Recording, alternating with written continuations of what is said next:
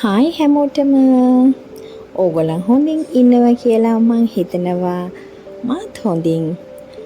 අද මං ඕගොල්ලන්ට කියලා දෙන්න හදන්නේ මුස්ලිම් ගෙවල් වල හදන බිරියානි රෙසිපි එකක්.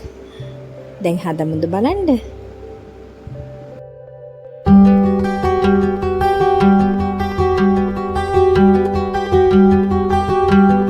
අද මම බිරියානි හදන්න යන්නේ ගම් කුකුළු මස් වලින්.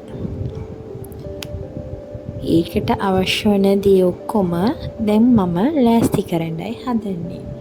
මුලින්ම මම බාස්මති රයිස් ටික පෙගන්න දාන්නයි හදන්නේ. බාස්මති රයිස් එක කොහොමද හරියට උයන්නේ කියලා මම මගේ කප්ස වීඩියෝ වල හරියට කියලා තියෙනවා. ඒක ඕගොල්ලන් අවශ්‍ය නම් බලා ගන්න. මම ඊපස්සේ බිරියානි වලට අවශ්‍ය වෙන ඉඟුරු සුදු ලුණු එක හොඳට තලා ගත්තා. මට අද බිරියානි හදන්න හෙල්ප් කරුවේ අපේ මහත්තයා. ඔනියන් ටික කපලා අනිත් පොඩි පොඩි දේවල් ඔක්කොම මට ලස්සනට කරලා දුන්නා.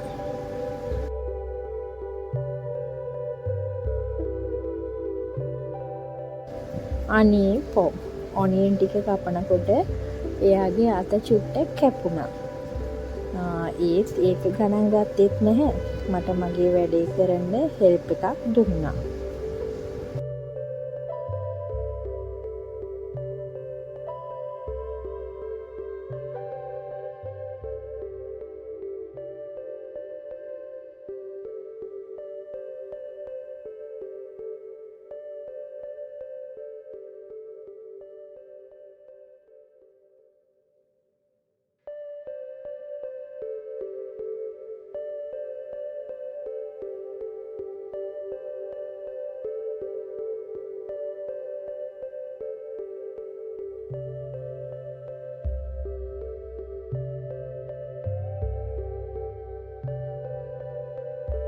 ගම් කුකුළු මස් වලින්නේ අද මම බිරියානි හදන්න යන්නේ.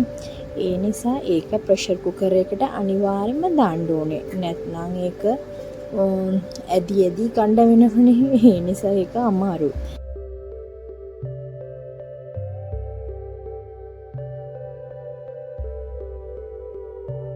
කුකුළු මස් ටික තැම්බෙන්න දාන්න ඕන නිසා මම ප්‍රෙෂර් කුකර් එක ලිපේ තිබ්බා. පොඩි ටෙම්පරාදුර කරන්න ඕන නිසා.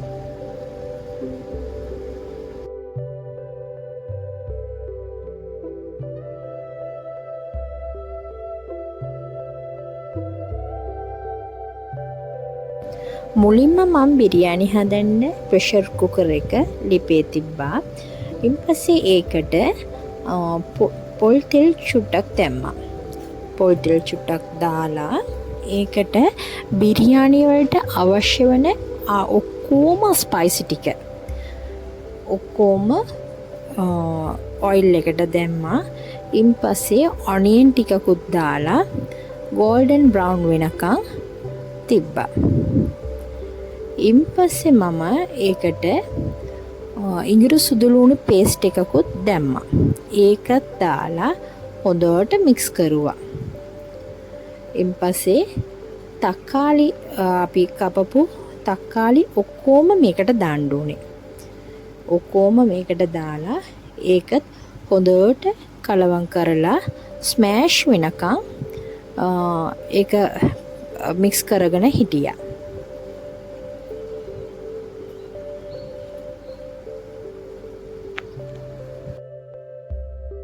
ඊපස්සේ හොඳට හොදපු කුකුල් මස් ටික ඔක්කොම ඒකට දැම්මා.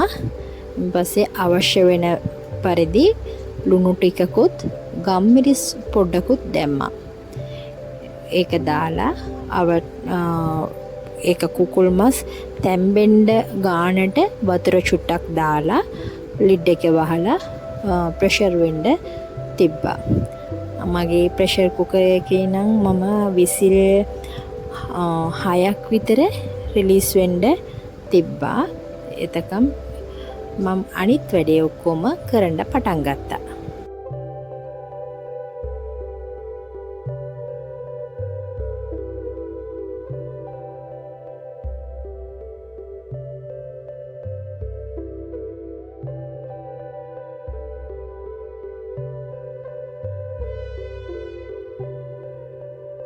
දැන් මම හදන්නේ ඔනියන් ටික ඔක්කොම ෆ්‍රයි කරන්නයි.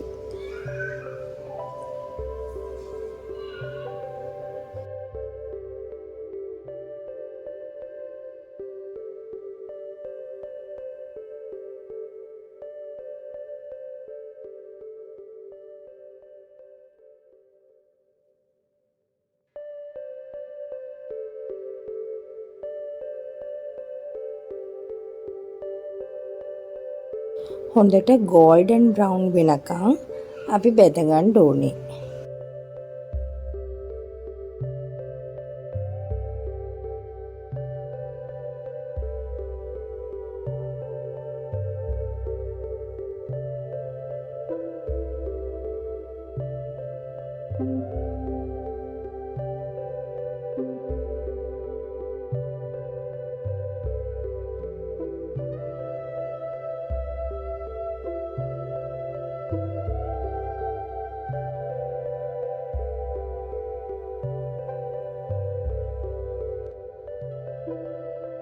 දැන් මම හදන්නේ බාස්මති රයිස් ටික බාගෙට තඹ ගණ්ඩයි හදන්නේ. ඒකට අවශ්‍ය වෙන ඔක්කොම ටික ලෑස්ති කරන්න තමයි දැන් මම යන්නේ.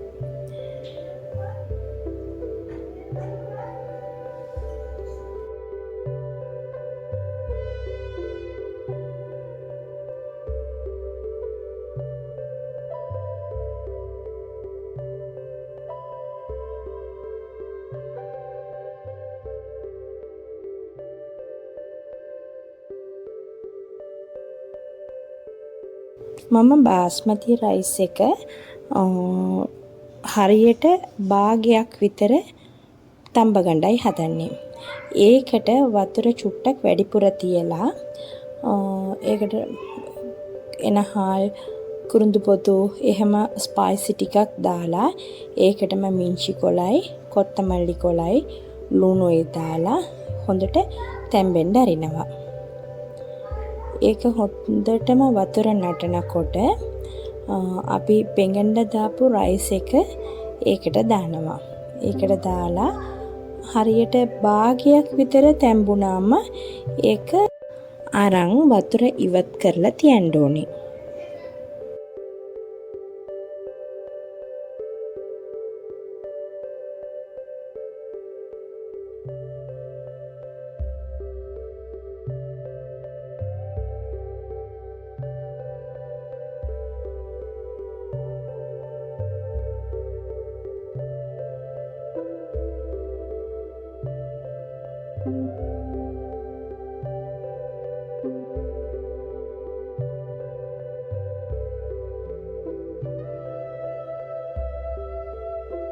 දැන් මම හදන්න යන්නේ බිරියානි වලට අවශ්‍ය වෙන කරි ටික හදාගන්නයි. ඒකට මම යටටම ඔනියන් එක ෆ්‍රයි කරපු ඔයිල් ටික දැම්මා. ඊපස්සේ මම කුකුල් මස් තඹපු වතුර චුට්ටක් දානවා. ඔක්කොම වතුර ටික ඔක්කොම දැම්මා. ඒකට මිරිස් කුඩු 3-5 කුඩු, ගම්මිරිස් කුඩු, කහ කුඩු ඔක්කොම දැම්මා. ඔනියන් ටික ෆ්‍රයි කරපු එකත් ඒකටම දැම්මා. ඊපස්සේ කොත්තමල්ලි කොලයි, මිංචි කොලයි දැම්මා ඒකට. මම මිරිස් කරල් 3ක් ඒක බත් එකට දාන්න අරන් තිබ්බා. ඊපස්සේ මම යෝගට් එක කර්ඩ් එක ඒකට දාලා හොඳට මික්ස් කරුවා. හොඳට මික්ස් වුණාන් පස්සේ මම කුකුල් මස් ටික ගම් කුකුල් නිසා ඒක තම්බලා ප්‍රෙෂර් එකට දාලානේ තිබ්බේ. ඒකත් ඒකට දාලා හොඳට කලවම් කරුවා. ඊපස්සේ මම බාගට තම්බපු බාස්මති රයිස් ටික ඔක්කොම මේකට දැම්මා.